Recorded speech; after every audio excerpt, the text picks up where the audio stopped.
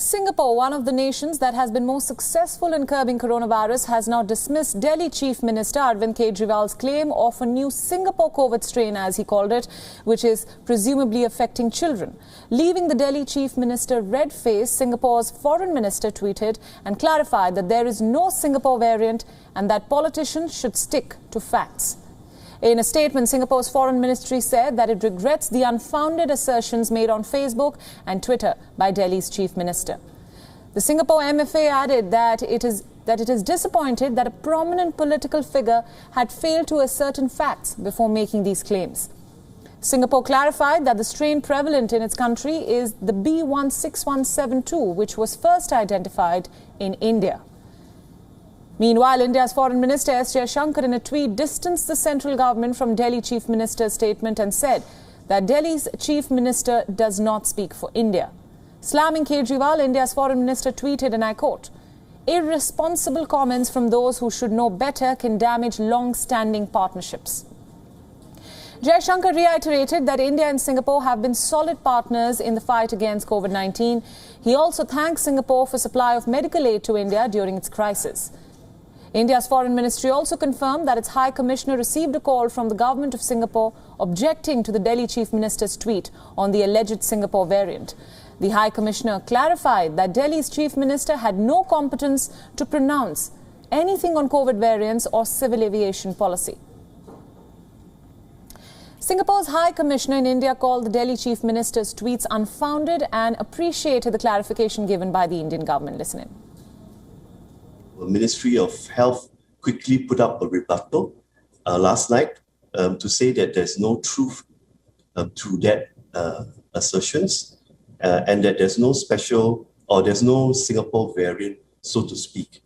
That a very prominent political figure in Delhi had failed to ascertain facts before making those claims and those assertions. On Tuesday, in a Twitter post in Hindi, Delhi's Chief Minister Arvind Kejriwal called on India's government to cancel flights with Singapore and claimed that a new strain of COVID-19 found in Singapore could result in a third wave in India affecting children. Kejriwal's remarks prompted Indian Civil Aviation Minister Hardeep Singh Puri to say that there is no cause for alarm as international flights to India have been halted since March last year.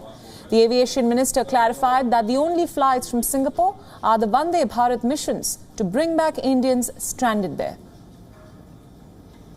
For more on this story, WION's principal diplomatic correspondent Siddhant Sibil is now joining us live on the broadcast. Siddhant, now the latest update is that the Indian External Affairs Ministry has clarified that the Delhi Chief Minister's remarks do not speak for the country at large, and the statement clearly says that Delhi's Chief Minister does not speak for India as a whole. Tell us more about the same.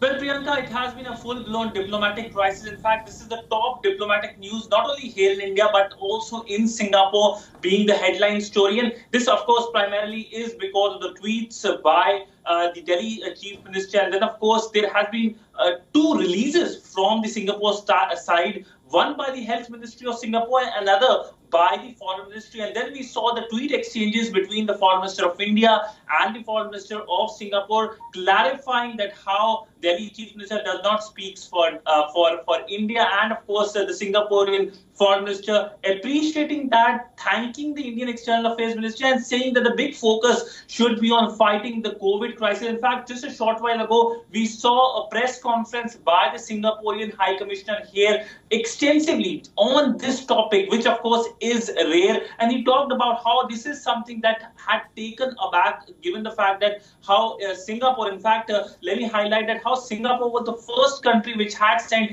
assistance to India. In the second wave, India is still procuring a lot of tankers, cylinders, oxygen cylinders from Singapore. And he pointed out that while this was happening and Delhi, of course, getting a large chunk of it, these comments are something that were shocking for them. So nonetheless, now his focus is, he has said that it's time to move on. It's not time to focus on those things. But it has, of course, caused a major row and, of course, a kind of an embarrassment as well.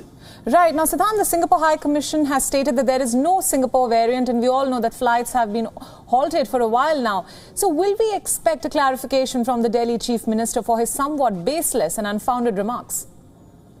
Well, so far we haven't seen any comments by the Delhi Chief Minister. It is primarily the commentary coming from the Indian External Affairs Ministry and the External Affairs Minister.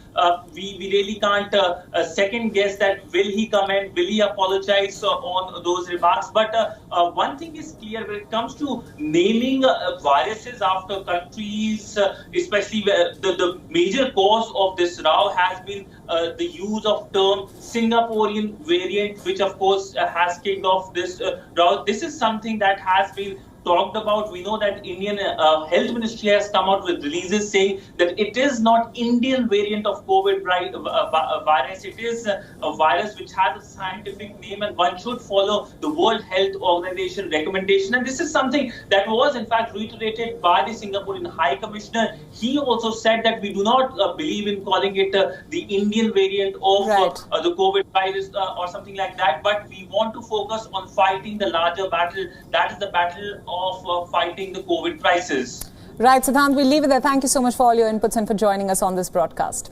WION World is now available in your country. Download the app now and get all the news updates on the move.